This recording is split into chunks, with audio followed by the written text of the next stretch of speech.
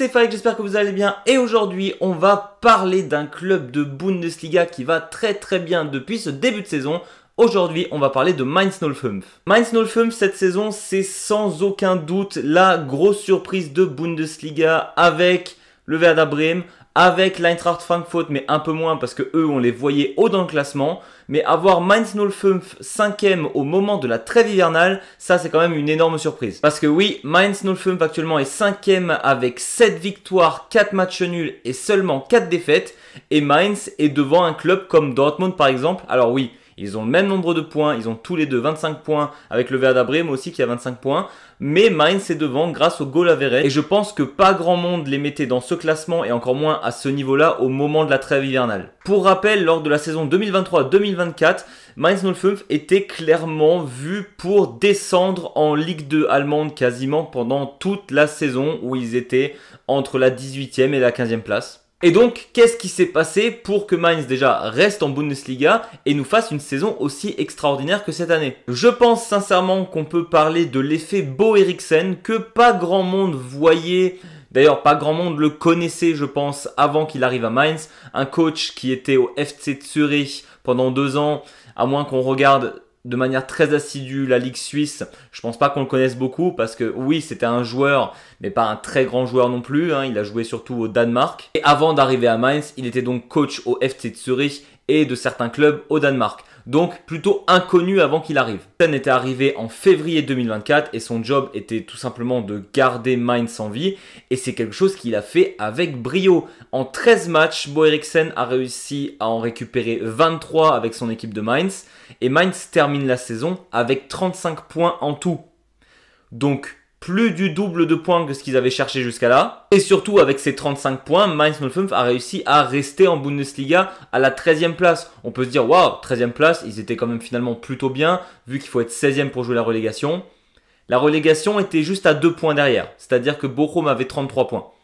Autant dire que c'était serré jusqu'à la fin. Et surtout, pour échapper à cette relégation, Mainz, sur les tout derniers matchs de Bundesliga, avait fait 3 matchs nuls et 2 victoires, ce qui leur a permis de rester en Bundesliga. Et c'était tout sauf gagné quand on voyait le marasme de ce club en début de saison. Et surtout, en Bundesliga, il y a une règle qui dit qu'il faut 40 points minimum pour être sûr de ne pas être relégué. Ce n'est jamais arrivé qu'un club avec 40 points descende en Ligue 2. Ça, c'est impossible. Donc, ils étaient quand même à 5 points de ce seuil, ce qui est assez énorme quand même. Et donc, cette saison, Mainz, qui a échappé de peu finalement à la relégation ou à la Ligue 2, a tout simplement décidé de continuer sur les chapeaux de roue et sur la bonne dynamique de la fin de saison dernière. Comme déjà énoncé, Mainz 05 a 25 points. Ils sont donc techniquement à 3 victoires et à un match nul d'avoir autant de points que l'année dernière sur toute une saison.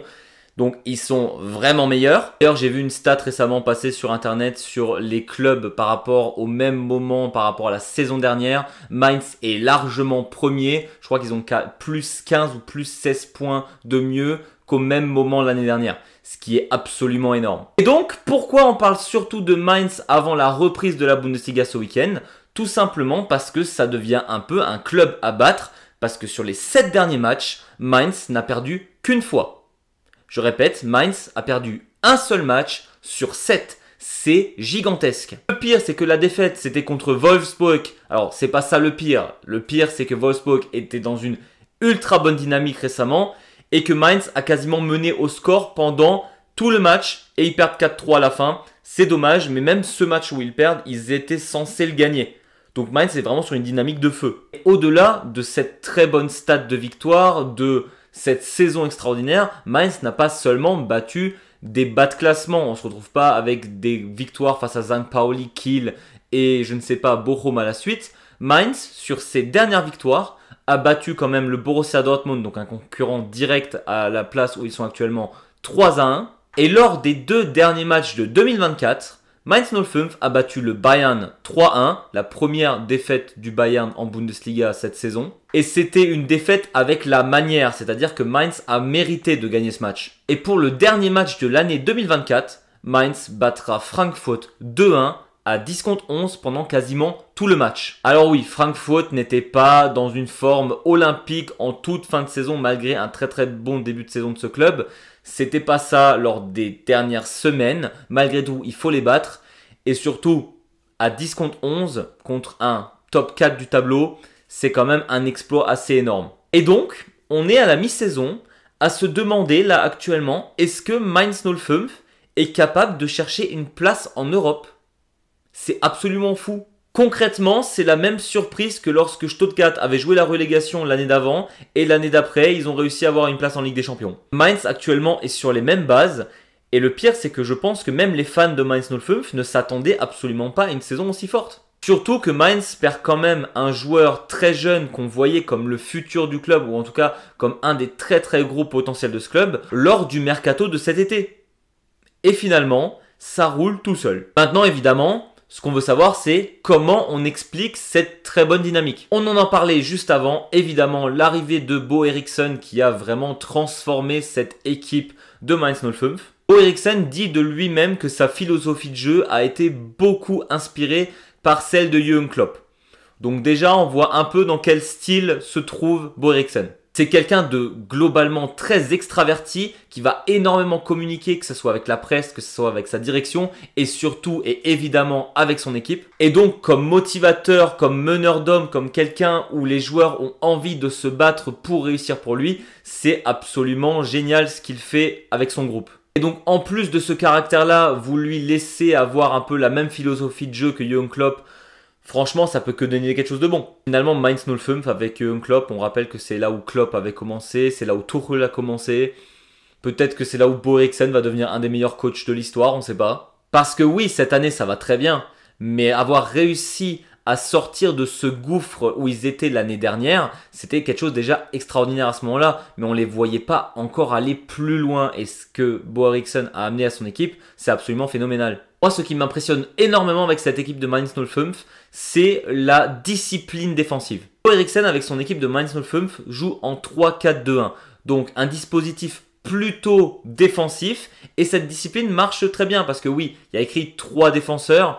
Lorsqu'il y a des phases défensives, évidemment que les latéraux plus ou moins offensifs reviennent en défense. Et on se retrouve à ce moment-là avec une défense à 5 et avec 2 milieux de terrain assez bas pour aider cette chaîne défensive à défendre un maximum. Donc, lors des phases défensives, on est quasiment à une défense à 7. Et franchement, ça fonctionne plutôt bien. On l'a bien vu contre le FC Bayern et contre l'Eintracht Francfort. Malgré les attaques constantes, que ce soit du Bayern ou que ce soit de Francfort qui était, on rappelle, à 11 contre 10, la discipline défensive de Mainz est restée telle que Francfort n'a tout simplement pas réussi à marquer plus d'un but. Et le Bayern, pareil. Et réussir à bloquer ces clubs-là à un seul but quand tu as les talents qu'on connaît à Munich et Marmouche et Kitike qui font une saison absolument dingue à Francfort, c'est assez honorable. Et cette discipline défensive, elle se remarque grâce déjà au côté très compact de cette défense de Mainz, mais surtout, chaque joueur va aider son coéquipier lorsqu'il se retrouve dans une difficulté ou en surnombre par exemple.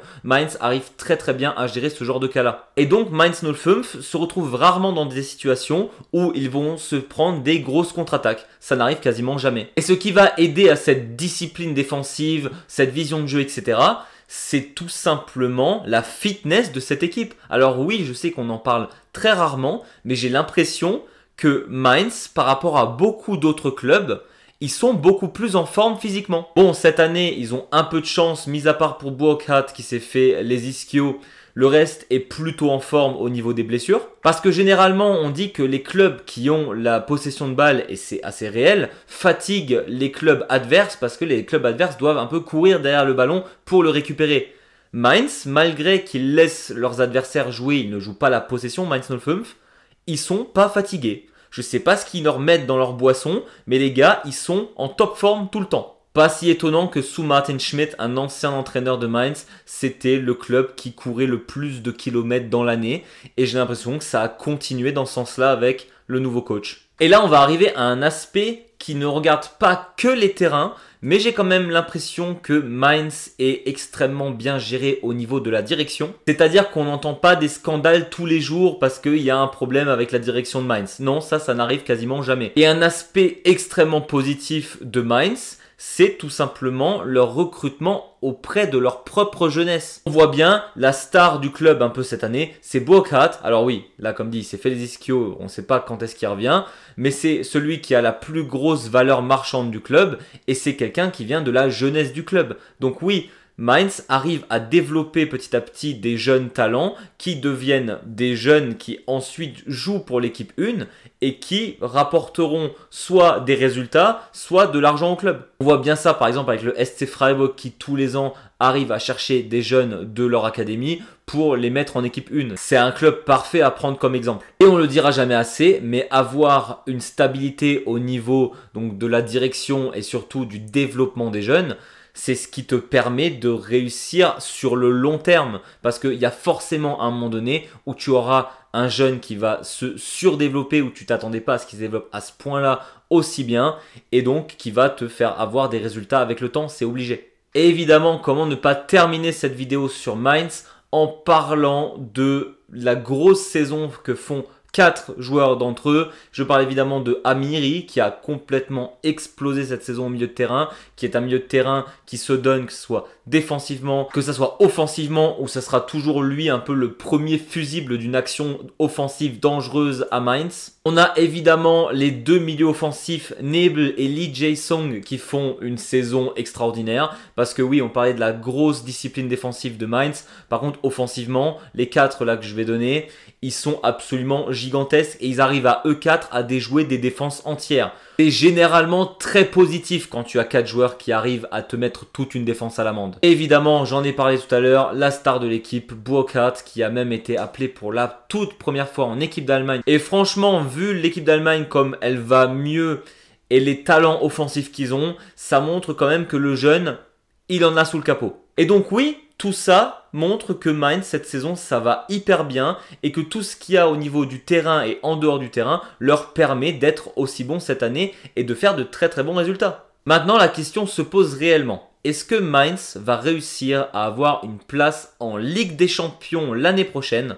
Sincèrement, je pense que ça va quand même être compliqué parce que malgré les très bons résultats, je pense quand même que le Bayern, que Francfort, Leverkusen, Leipzig et même Dortmund sont globalement meilleurs au niveau de l'effectif. Et je parle bien de l'effectif parce qu'au niveau des coachs, franchement, Bo Eriksen, je le place très très haut cette saison. Mais par contre, je suis quasiment persuadé que Mainz réussira à avoir une place en Europe. En tout cas, s'il continue comme ça, c'est évidemment sûr. Et si les joueurs de Mainz cette année restent à Mainz pour l'année prochaine avec une place en Europe, je pense même qu'ils peuvent largement faire de meilleurs résultats que ce que fait Heidenheim par exemple cette année, parce que l'effectif est tout simplement beaucoup plus profond. En tout cas, c'est un groupe qui vit bien, c'est une équipe que j'apprécie beaucoup et on leur souhaite le meilleur pour la suite de la saison. Voilà, c'était tout pour moi. J'espère que cette vidéo vous a plu. Bientôt, la Bundesliga reprend ses droits et j'ai très hâte. Et donc évidemment, on se retrouvera très très vite pour de nouvelles vidéos. N'hésitez pas à mettre un petit pouce vers le haut ou à vous abonner si ce n'est pas déjà fait. Et d'ici là, je vous dis Servus!